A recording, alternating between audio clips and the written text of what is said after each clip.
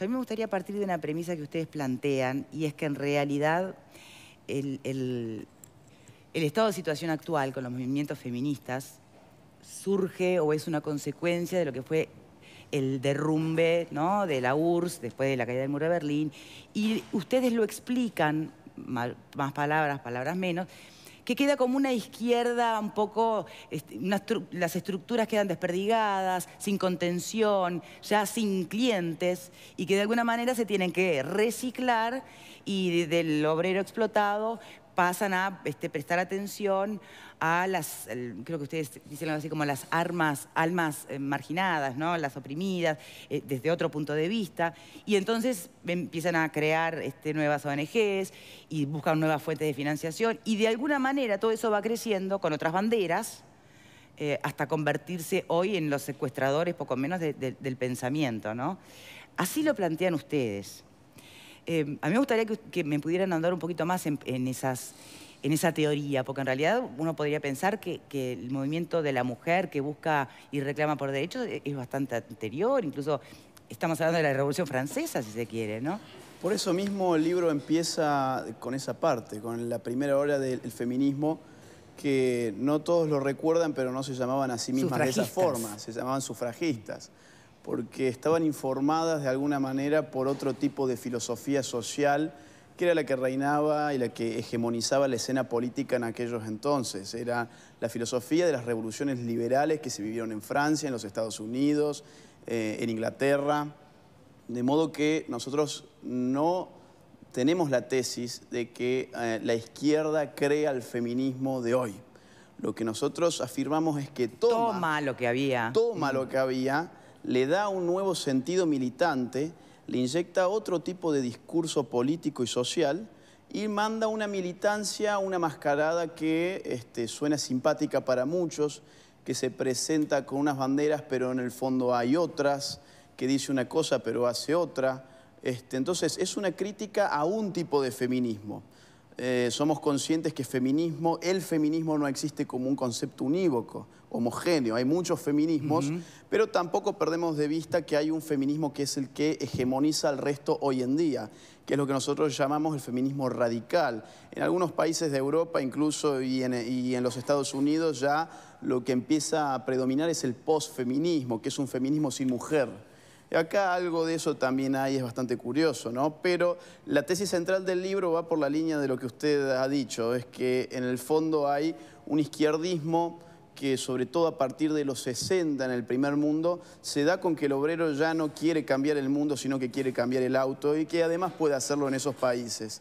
Y no en vano estos movimientos estallan en aquellos países y después en Latinoamérica empezamos a recoger algunas de esas cuestiones en los años que estamos viviendo hoy en día. Bien, y aún si su teoría, ¿no?, fuera cierta, y aún cuando se pueden advertir clarísimamente que hay siempre, como en todo movimiento, extremos y radicalismos que no son los más deseables, ¿cuál sería el gran problema o el peor de los escenarios si efectivamente el movimiento feminista lograra conquistar muchos de sus reclamos? ¿Cuál sería el problema? Porque hay que verla como el peligro, ¿no? Nicolás. No solo la izquierda hace uso del feminismo, sino también de todas las militancias LGBT. Está todo mezclado en esto que tiene que ver con el género. Lo cual pone de manifiesto una vez más la hipocresía que es inherente a la izquierda, ¿no? Fíjate que nunca una mujer en los países de izquierda del siglo XX tuvo ningún papel protagónico.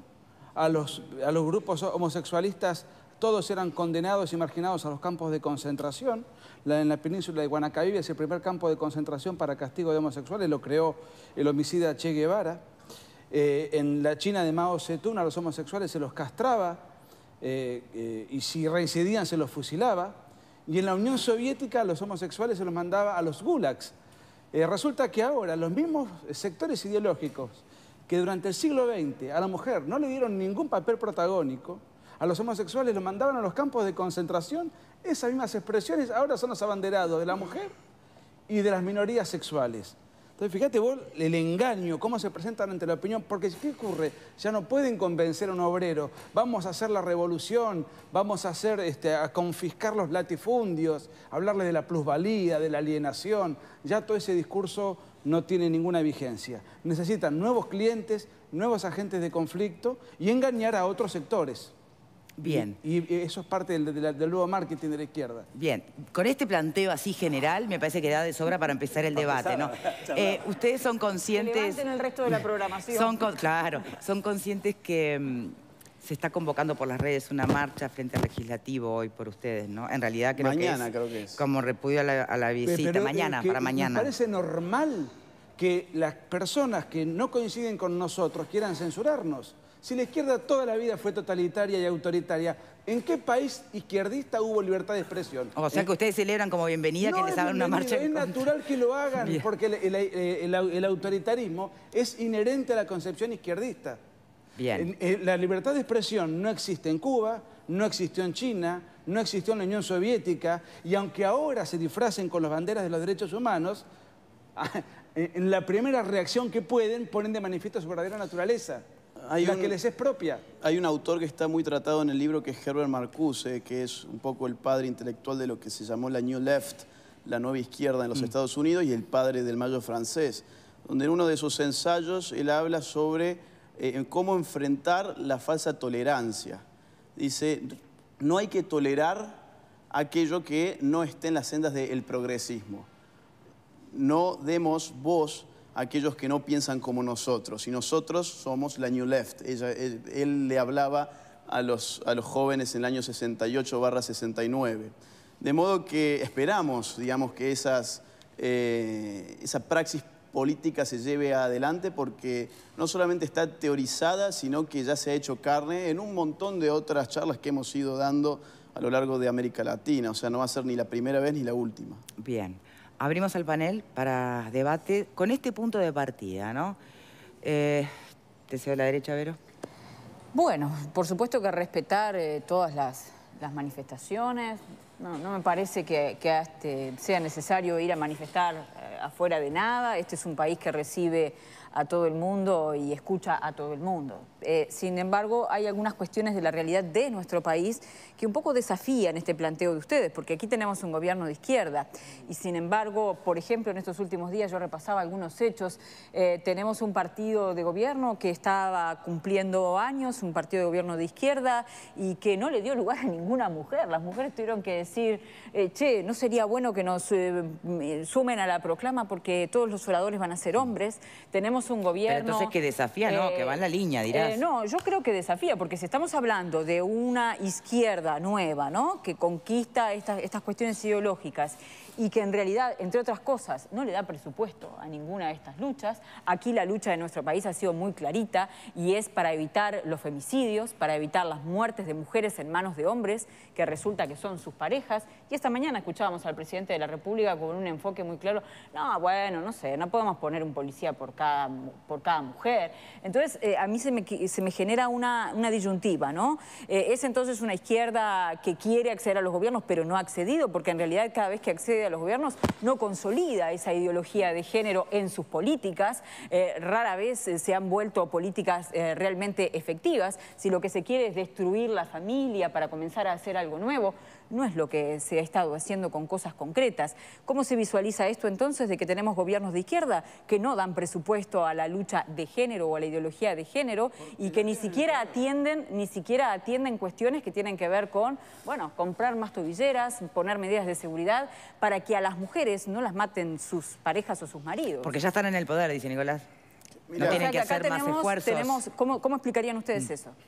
Antes de darle la palabra a Agustín, porque yo hablé... Un solo ejemplo.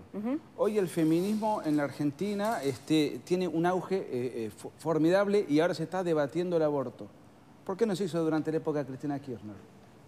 Lo hacen ahora porque la izquierda perdió el poder.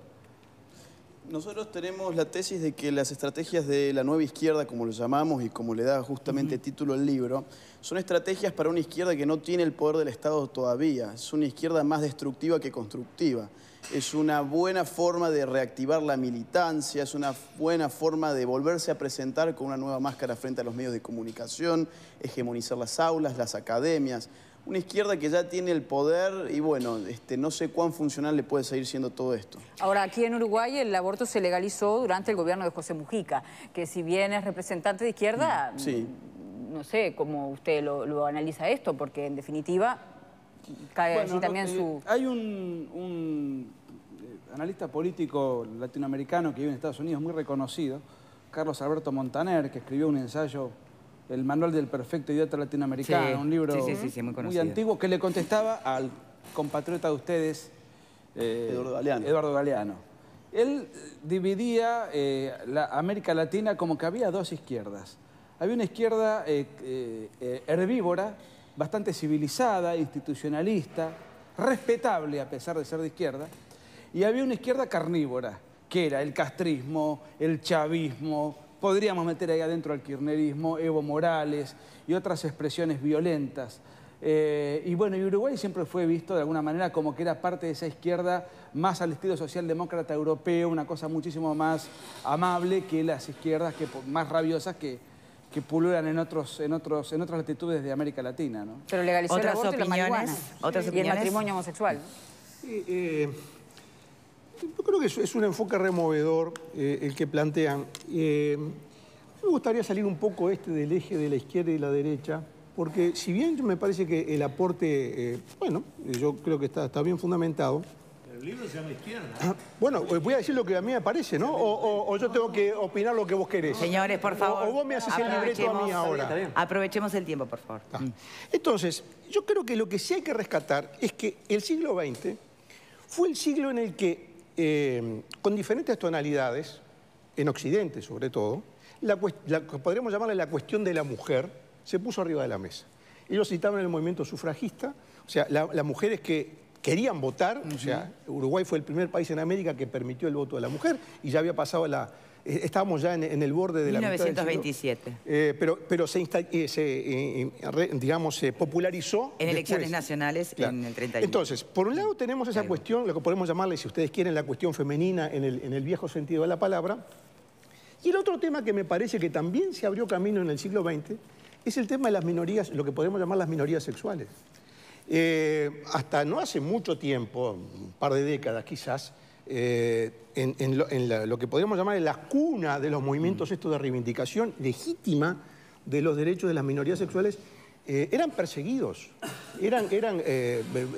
se aplicaban penas de cárcel para quien practicaba la homosexualidad, lo cual es una aberración. Estamos todos de acuerdo que es una aberración. Entonces, me parece que aquí sí hay un rescate, y repito, dejo de lado el enfoque, porque el enfoque es polémico y cada uno tendrá su opinión. Pero me parece que sí lo que hay que rescatar es que el siglo XX significó un gran avance para la humanidad en cuanto a promover un avance y un destaque del papel de la mujer en la sociedad, y por otro sacó del closet, como se dice, el tema de las minorías sexuales. Entonces me parece que, más allá del aprovechamiento político que en uno u otro sentido se pudo haber hecho del tema, y seguramente la izquierda, como ellos dicen, y con buenos ejemplos, se está tratando de apropiar del tema. Sí, o embanderando, ¿no? Pero quiero decir, pero me parece importante rescatar estos temas, digamos, más allá de un abordaje ideológico, como temas de la sociedad. Como tema de la sociedad. O sea, recordar que hace 60 años las mujeres no podían votar. Y recordar que hasta hace pocas décadas, y quizás todavía en algún país del mundo, perdón, en algunos países cuelgan a los homosexuales, los matan, no nos olvidemos de eso. Y entonces, desde esa perspectiva, uno tendría que pensar que en el contexto de la perspectiva de género o la ideología de género, la sociedad ha avanzado en realidad, no retrocedido. Pero no gracias a la ideología de género, lo que el señor puso de manifiesto, y yo coincido plenamente, es un gran avance. Sí. Ese avance no es propio de la izquierda, sino del liberalismo, que pone a la mujer en igualdad con el hombre, que le da al homosexual o a cualquier minoría sexual plenos derechos para vivir su intimidad como le plazca. Esos son avances del occidente liberal y capitalista. Y obviamente son avances del siglo XX en los países liberales y capitalistas, no en China, no en Cuba, no en la Unión Soviética. Ahora bien, una cosa es la igualdad ante la ley, y eso son conquistas que ya están asentadas, y otra cosa es lo que se vive en el siglo XXI. ¿Qué es? A ver. ¿Qué es otra cosa? Vamos a poner un ejemplo. Hablábamos de las minorías sexuales. Sí. ¿En qué lugares del mundo se llevan adelante las manifestaciones pro-gay, pro-LGBT, todos estos movimientos tan violentos, por otra parte? ¿En qué lugares del mundo se llevan adelante todas estas protestas? Por ejemplo, en Occidente, que es donde la homosexualidad no está criminalizada. es en los países donde dos homosexuales pueden perfectamente ya vivir juntos. ¿Y no debería ser así? Pero entonces, ¿para qué protestan? Si lo pueden hacer perfectamente. ¿Pero por qué dice que son violentas? Sí, en Uruguay no son violentas, ¿Cómo? discúlpeme. En Uruguay la marcha del orgullo se lo gay acaban no de es una decir marcha que violenta. mañana tenemos una manifestación en repudio a nuestra presencia. No, pero usted habla de... O sea que manifestarse es violencia. Manifestar un repudio por presentar un libro. Disculpe, pero usted habló de las marchas de... Pero déjame seguir preguntando, Nicolás. En este momento, me gustaría entender... En este momento en el mundo hay 75 países donde la homosexualidad está prohibida. O sancionada con pena de cárcel o sancionada con pena de muerte, inclusive. Muy bien. Todos los lobbies LGBT y los feminismos que protestan en los países donde tienen plenas libertades, nunca van a ninguna embajada o en ninguna mezquita a protestar en los países donde verdaderamente están criminalizados. Eso pone de manifiesto la ideologización de estos grupos. Van a protestar pidiendo libertades donde ya tienen libertad. Y con la remera ¿Pero de eso es violencia? Bien, bien. Tenemos que hacer Son una pausa, idiotas señores, útiles. ya venimos. Son De todas idiotas maneras, me útiles. pregunto qué pasaría si se atrevieran a manifestarse en lugares donde ya están criminal y socialmente pero condenados, ¿no? Aquí en Uruguay, por ejemplo, yéndose a la embajada de Irán, por ejemplo, no creo que les pase nada, ¿o no? Si lo hacen aquí, yendo a la embajada de Irán. Bien, muchas preguntas quedan colgadas por el camino. Hacemos una pausa y enseguida regresamos, ¿ya? Sobre la línea